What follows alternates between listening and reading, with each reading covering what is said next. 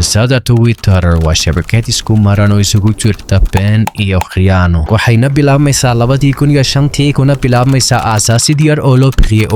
Audio wuxuu hadafkeedu ahaa inay noqoto hoyga podcast-ka ee internetka. waa meel loo sameeyay si ay dadku ugu record gareeyaan kuna share gareystaan faylashooda awdiyaha. waxa business-kan aasaasay Noah Glass, wuxuuna shaqaaleysiiyay dhowr injineero asxaabtiisa ah si ay uga caawiyaan dhismaha platform-ka. sidee doontaba ha ahaatee ma helsan lacag badan, marka waxay ku dhex shaqaynayaan apartment yar oo uu Noah lahaa, taasoo saameynaysa xiriirka isaga xaaskiisa oo dhexeeya. Noah wuxuu ogaa inay u baahan yihiin investment si uu arrintan uga dhigo ganacsi jira. kadib wuxuu la hadlay saaxiibkii ahaana jaarkiisa oo la odhanayay Evan Williams, kaasoo isla markaasuna iibiyey shirkadu lahaa oo la odhanayay blogger-kana iibiyey Google, sidaas darteedna haystay lacag badan. siday doontaba ha ahaatee, Evan uu ka yara caagdanaa inuu maalgashado business-ka Noah, waayo wuxuu ka walwal qabay inay saamayso saaxiibnimadooda. waqti badan bay qaadatay inuu qanciyo, laakiin ugu dambeyntii Noah uu ku qanciyay Evan inuu maalgashado, isagoo u sheegay inaanu business-kan saameyn doonin saaxiibnimadooda. laakiin haddana wax yar kadib business-kii uu saameeyay saaxiibnimadoodii. Noah iyo Evan waxay bilaabeen in isku waafaqi waayaan wax walba oo ku saabsan business-kii, laga soo bilaabo loogada design-keeda ilaa waqtigay business-ka soo fasikhi lahaayeen. waxaa intaa dheereed sababaha ugu weyn ee uu Evan u maalgashaday Audio waxaa ka mid ahayd in laga dhigo oo uu noqdo CEO-ga, taasoon marnaba Noah aan ku faraxsanayn. sababta keliya uu ku aqbalayna ay ahayd in ay dhaqaale ahaan macno sameynaysay, waayo Evan khibrad badan buu u lahaa hogaaminta. iyo sidoo kale kadib markii uu ka iibiyey shirkadiisii u horeysay Google, wuxuu Evan yeeshay sumcad aad u ballaaran xagga technology business-ka, taasoo ka caawin karta Audio inay hesho attention badan. taasoo isla markii Evan loogu dhawaaqay inuu yahay CEO u soo jiiday Audio maalgashadayaal badan, taasoo ka dhigan inay haystaan lacag dheeraada si ay ugu sii ballaariyaan tiimkoodii. haddaba marka laga imaado iswaafaqid la'aanta Noah iyo Evan, waxay Audio u ekeed mid noqonaysa hoyga broadcastiska ee internetka. haddana muddo yaro 10 daqiiqo kadib uuna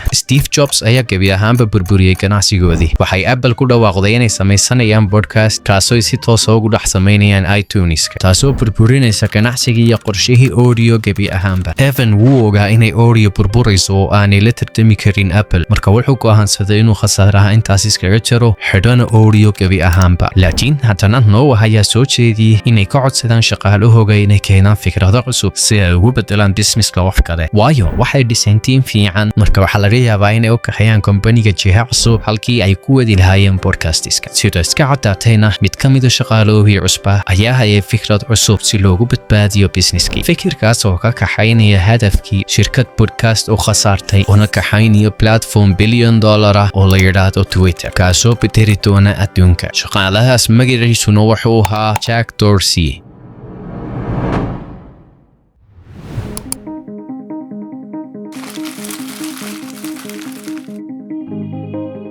kadib markii uu Noah ka shaqo galiyay Jack Dorsey shirkadiisii, degdeg bay iskula qabsadeen waxaana noqdeen saaxiibo. habeen ka mid ah 2006 ayay israaceen si ay u soo wada caweeyaan. kadib Jack waxa uu uga sheekeeyay Noah fikrad uu hayo, taasoo dadku ku share gareynayaan xaaladooda si online ah. waa qaab ay ku gaarsiinayaan adduunka waxay qabanayaan waqtigaas. Noah muu fahmin si fiican fikirkaas markii hore. kadib faahfaahintii uu Jack u sii sharaxay, wuxuu Noah xaqiiqsaday inay tahay mid dadka ka caawinaysa inay ka wada xiriiraan. arrintani waxay ahayd mid aad muhiim ugu ah Noah, taasoo dareemaya cidla saa'ida kadib markii saaxiibnimadii uu la lahaa Evan ay xumaatay, iyo sidoo kale xiriirkii isagii xaaskiisa. runtii waxa uu ahaa Noah mid ilaa waqti fog cidla badan dareemi jiray, taasoo sababta xaqiiqada ah inuu aabahiisa tegay isagoo aad u yar dibna aanu ugu soo noqon. marka Noah wuxuu ku dhiirigeliyay Jack inuu daba socdo fikirkan statuska ah, waayo Audio waxay u baahnayd inay u wareegaan wax kaloo cusub bedelkii podcastiska. waxaana laga yaabaa fikradan statuska ah inay tahay fikradii ay u baahnaayeen. kadib Noah wuxuu furay dictionary-giisii uu isagu dayo inuu magac u helo mashruucan cusub, wuxuuna kala dhex kulmay kelmadda Twitter, taasoo soo gaabsamaysa qarxinta macluumaadka aan muhiimka ahayn iyo qaylada shimbiraha. kadib waxay bilaabeen tiimkii Audio inay u go'aanay waqtigoodii awooddoodiiba saaraan Twitter, product-goodii podcast-ka bedelkiisii. dhowr isbuuc gudahoodna version-kii ugu horreeyay Twitter ayay sameeyeen. marka loo eego Twitter-ka aynu maanta naqaanana, waxaa version-kii ugu horreeyay loo sameeyey masajyada text-ka. waxaad ku diraysa diraysay tweetkaaga telephone number kadib uu baahinayay statuskaaga gaadhsiinayna asxaabtaada. tweetkii ugu horreeyay rasmiga ahaana waxaa la diray 22 March 2006 markii uu Jack Dorsey tweet gareeyay waxaan hagaajisanayaa Twitterkayga halka uu platformkoogii podcastku ahaa mid aan beelba u socon. Evan ayaana u qoray waraaq shareholderadii uu ugu sharaxaya arrintan kuna soo bandhigay inuu dib uga iibsado shareeskooda maalgashadayaashii Oreo. waxay dadka qaar u maleeyaan sababta uu Evan u sameeyay arrintan inay tahay inuu ogaa inay Twitter noqonayso mid meel weyn gaaraysa, sidaas darteedna ugu siyaasadeeyay inay u maleeyaan inaanay shirkadu meelna gaarin si uu uga iibsado shareeskooda qiimo jaban. sababtoo ah muddo yar kadib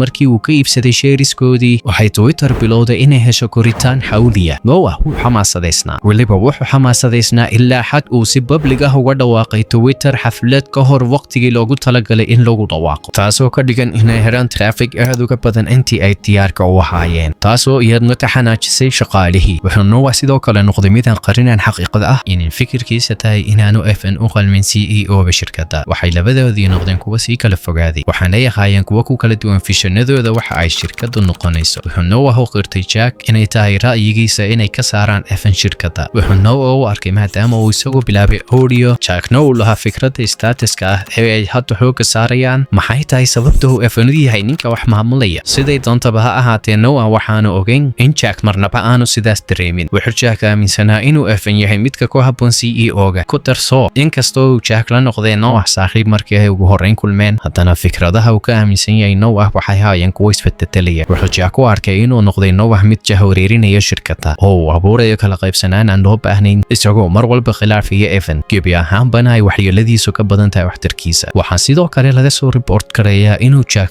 aad uga helay gabadh shaqaalahooga ah oo ka shaqaynaysa xafiiska, taasoo lahayd saaxiib. kadibna uu Noah uga digay una sheegay inuu joojiyo arrintaas. Noah wuxuu uga jeeday arrintan si saaxiibnimo leh, laakiin Jack si qaldan ayuu u qaatay arrintaas. marka halka uu Noah weli Jack uga arkayay saaxiib wanaagsan, Jack dhinaciisa saaxiibnimadii uu u hayay Noah way qadhaadhaatay. si hoos ah ayuu Jack ugu tegay Evan una sheegay inay u baahan yihiin inay iska saaraan Noah, haddii kalena uu Jack ka tegayo shirkadda. dhanka Evan arrintani waxay ahayd go'aan fudud. in yar kadibna wuxuu la kulmay Noah una sheegay in la eriyey. waxaa Noah Glass loo sheegay inuu ka tago shirkaddii uu aasaasay. habeennimadii maalintaas Noah wuxuu kula kulmay Jack meel una sheegay inuu Evan soo eriyey. Jack wuxuu iska dhigay sidii nin yaaban, sidii nin aan waxbaba ka ogeyn arrintan, wuxuuna aad u dhaliilay Evan. Noah wuxuu bilaabay ilin kadibna laabta keliyay Jack, isagoo gebi ahaanba moogan inuu isagu yahay cidda ka mas'uulka ah arrintan.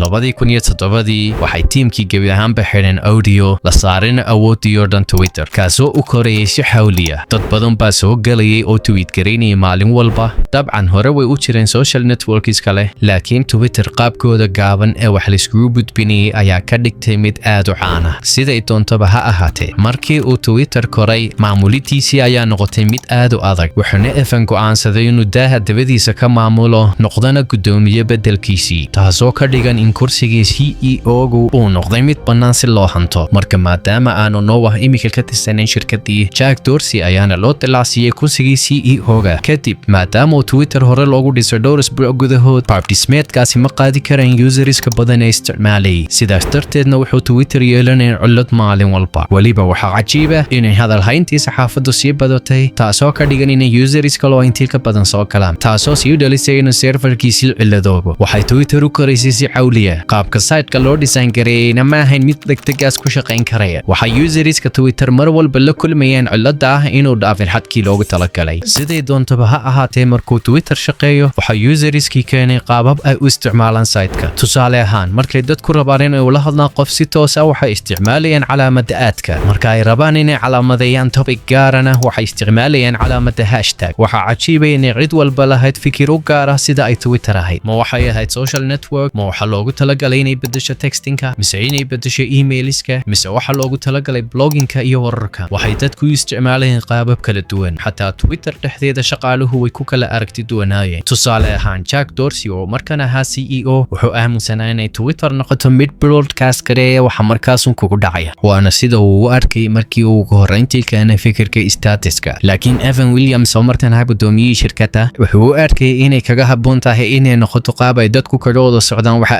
adduunka ka dhacaya adigu inay noqoto goob information kale isugu gudbiya halkii ay ka noqonayd social network tusaale ahaan markii ay diyaarad US Airways ku dhacday webiga Hudson sawir ayaa lagu soo post gareeyay Twitter ka hor intii aanay wax wargeysi soo report garin sheekada runtu waxay tahay Twitter inuu noqday mid ay ku kala duwan yihiin dadkii aragtidiisa laakiin Jack iyo Evan mar walba ku wada murmi jireen arrintan Jack wuxuu rabay inuu Evan arrintan faraas kaga qaado maadaama uu isaga tagay kursigiisii CEO-ga Evan wuxuu ka walwal qabay inuu Jack dayaco fursado badan oo Twitter leedahay wuxuu sidoo kale Evan ka carooday inuu Jack noqday mid uga mashquula shaqadiisii nolosha cusub ee uu galay maadaama uu noqday CEO-ga shirkad aad u koraysa sida Twitter waxa laga soo marti qaaday goobo aan weligiiba hore looga soo marti qaadin aad buu xamaasad gelinaysa lifestyle-kan cusub isagoo isku arkaya celebrity problemku waxa uu yahay sababta uu Evan uga daatay CEO-ga ayaa waxay ahayd inaanu attention-kiisa oo dhan siin karin Twitter laakiin waxay u egtahay inaanu Jackna wada siin karin attention-kiisa oo dhan wuxuu weliba iska sameynayay classyo iska caadi ah sida samaynta dareesyada kadib wuxuu Evan u sheegay Jack inuu kala doorto samaynta dharka iyo inuu ahaado CEO-ga Twitter laakiin aanu marnaba wada ahaan karin labadaba intaasun ma ahayn aad ayuu Jack uga gaabiyay shaqadiisii ahayd inuu wax ka qabto daldaloolada jira wuxuu Jack diiradda saaray fiijarada cusub iyo hore u sii wadida barnaamijyada wuxuuna u ekaa mid islaafinaya meelihii kaloo dhan runtii waxay qaar ka mid ah shaqaalihii u sheegeen Evan in hogaaminta Jack ay tahay mid isweydiin mudan shaki kama jirin inuu Jack keenay fikrada aad u waaweyn oo horumariyay Twitter laakiin Jack muu lahayn wax khibrad xagga maamulka taasoo ka dhigan waxyaabo badan oo Twitter dhexdiisa ah inay ahaayeen kuwa islax qasan waxaadii uu Evan u qabay Jack waxay gaadhay xadkeedii 2008 kadib markuu Evan ogaaday Twitter inaanay haysan qayb kaydina taasoo ka dhigan haddii wax ciladii ku timaado database-ka daqiiqadaas inay waayayaan dhammaanba userskooda iyo tweet walba hal marna ay ka baxayaan hawada Evan wuxuu gaaray go'aan wuxuu ku qanciyay maalgashadayaashii inaanu Jack sii wadi karin maamulidda shirkadda iyagiina way la garteen maalintii ku xigtayna waa la calaamiyay warkii in la daadajiyay Jack Dorsey laguna aliyay kursigiisii CEO-ga Evan Williams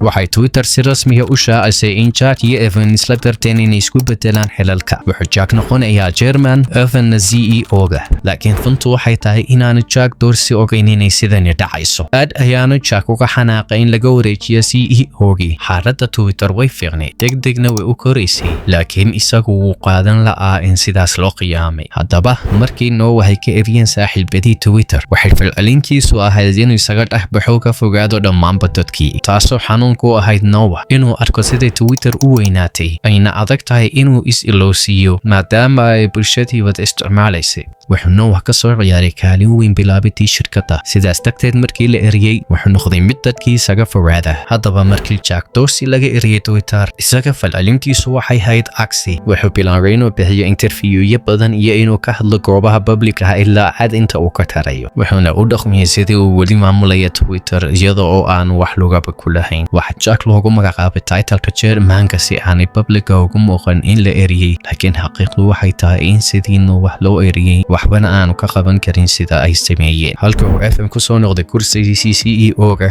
dabcan la keenay maamul iyo nidaam fiican wuxuu markiiba amray in ahmiyadda koowaad la siiyo dhibaatooyinkii iyo daldalooladii jiray waxa la yaab leh iyadoo waxaasoo isku dhacayo dhabarka tuubashii ka jirtay shirkadda dhexdeeda haddana Twitter waxay ahayd mid aan joogsi lahayn korna u sii socota 8 bilood ay ka qaadatay inay ku gaadhaan 20 kun oo ugu horeeyay userskooda waxay markan dambe ku helayeen 20 kun oo user saacad walba weliba dadkii caanka ahaa ayaa iska soo xaadiriyay xafiisyadii Twitter ay ka mid yihiin Kanye West iyo Lady Gaga celebrities-ka un maahan dadka ay Twitter soo jiidatay hogaamiyayaal badan oo kuwa caalamka ah ayaa u isticmaalayay Twitter si ay ugu baahiyaan fariimaha ay dirayaan weliba waxa jirtay dhacdo taasoo madaxweynaha Ruuska ugu yimid xafiiska Twitter si uu uga diro tweetkiisa ugu horeeya iyadoo la socdaan snipero iyo xubno ka tirsan secret services-ka haddana isla markaasuna waxaa ciladoobay site-kii waxaa tinkii Twitter qasab ku noqotay inay mashquuliyaan iyaga oo daawodsiinaya xafiisyadooda si ay u hagaajiyaan site-ka ka hor intaanu tweet garayn waqtigii ay sida xawliga Twitter u koraysay waxaa sidoo kale heshiisyo u soo bandhigay shirkadaha waaweyn sida Yahoo iyo Facebook laakiin Twitter mar walba way diidaysay umay baahnayn inay iibiyaan sida muuqatana wax walba waxay ugu socdeen si wanaagsan marka laga reebo hal arrin Twitter may sameeyeen lacag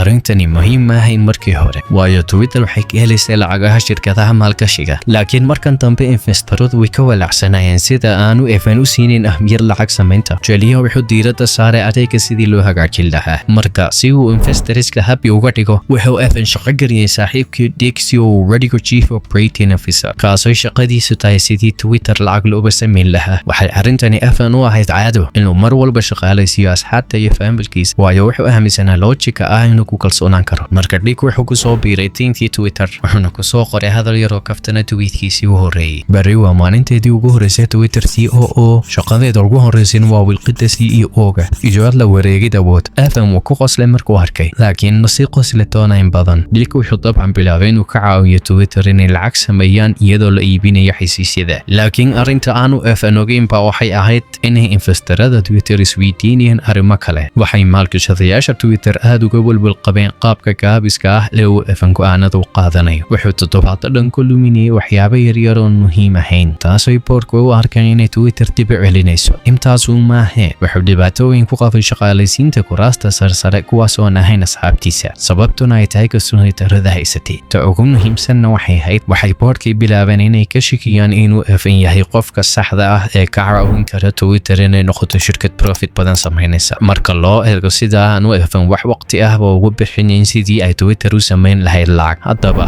waxay dadka qaar sheegaan in daaha dabadiisa uu jiray nin siinayay waxaanoo information maalgashadayaasha iyo sida aanu Evan u qaadi karin mas'uuliyadda CEO-ga hal nin ayaa si ogaan u halaad gareynayay qaladaadka Evan si uu uga soo horjeediyo boardka ninkaasina wuxuu ahaa Jack Dorsey Jack weli wuxuu ka sii xanaaqsanaa sidii looga eriyay Twitter waxaana laga soo report gareeyaa inuu daaha dabadiisa xidhkaha ka tantarooliyay si Evan loo eriyo sida Chester talaabo walba loo qorsheeyo wuxuu Jack ka ururinayay macluumaad qalad walba oo Evan samaynayo kadibna si dadban u siinayay investorska si uu ugu beero shaki maskaxdooda oo isweydiiyaan inuu Evan yahay mid maamuli kara Twitter waana shaqaysay waxay boardkiisu u yimaadeen meeting si ay ugu codeeyaan in Evan laga bedelo CEO-ga Evan dabcan waxba kama ogeyn arrintan ilaa daqiiqadii ugu dambeysay haddaba qaar ka mid ah investorska ayaa weli taageeray Evan kuwa kaloo badanna way ka soo horjeedeen marka codkii loo qaaday in lagu bedelo wuu isleekaaday waana halkan meesha ay ka sii waalatay arrintii codkii go'aaminayay in Evan laga turo CEO-guna wuxuu u tegay chairmankii shirkadda oo ahaa Jack Dorsey waxaa cajiibay inuu Evan ahaa ninka siiyey Jack titleka chairmanka iyo boardka uu cod ku yeesho sababtoo ah wuxuu dareemay dembi markii uu eriyay dhowr sano ka hor laakiin wuxuu iminka go'aankaasi noqon doonaa burburkii Evan sida aad kolley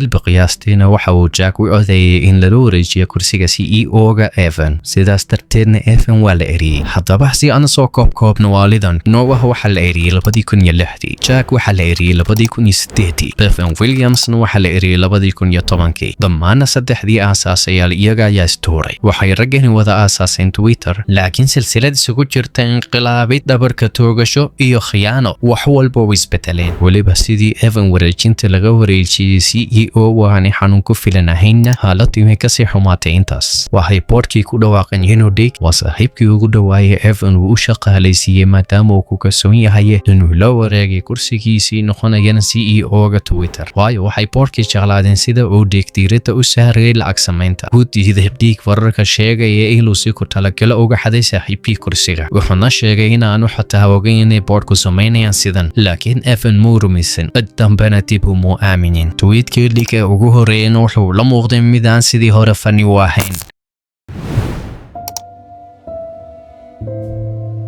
maadaama ay boardkii ka tuureen Evan CEO-gii waxa Jack loo ogolaaday inuu ku soo noqdo Twitter markii hore wuxuu ka qabtay xil yar shirkadda laakiin 2015 kadib markii uu is-casilay Dick waxa Jack Dorsey loo dalacsiyay CEO-ga Twitter markii labaad haddaba waxaan oo dhan oo hoos ka inqilaabid ahay waxay u ekaan kartaa sidii la daawanayo qiso Game of Thrones oo looma qaadanayo inay tahay mid social media site maqalka khiyaanooyinkan kala duwanna waxa u ekaan kartaa sidii ay tahay karma ama nabsi dhammaanba saddexda aasaasayaal waxay isku dayeen inay iskhiyaamaan dhexdooda dhammaanna saddexdoodiiba waxay ku dambeeyeen inay nafahoogii khiyaamaan laakiin xasuusno dhammaantood waxay isku dayeen inay sameeyaan wixii ay u arkayeen sax mid walbana vision u gaara buu lahaa wixii ay shirkadu noqon lahayd dabcanna tani waa hal dhinac qisada waxaa laga yaabaa inaynaan ogaan waxa saxda ah ee ka dhacay daaha dabadiisa laakiin hal midun baa cad ma jiro hal shakhsi oo aasaasay Twitter Noah la'aantii ma lahaatan shirkadu meel laga aasaaso Evan la'aantiina ma hesheen shirkadu dhaqaale. Jack la'aantiina may hesheen shirkadu fikradda staatuska ah taasoo saldhig u ahayd waxa ay Twitter maanta noqotay. Mid kastoo aasaasayaashiina wuxuu gashaday fikrada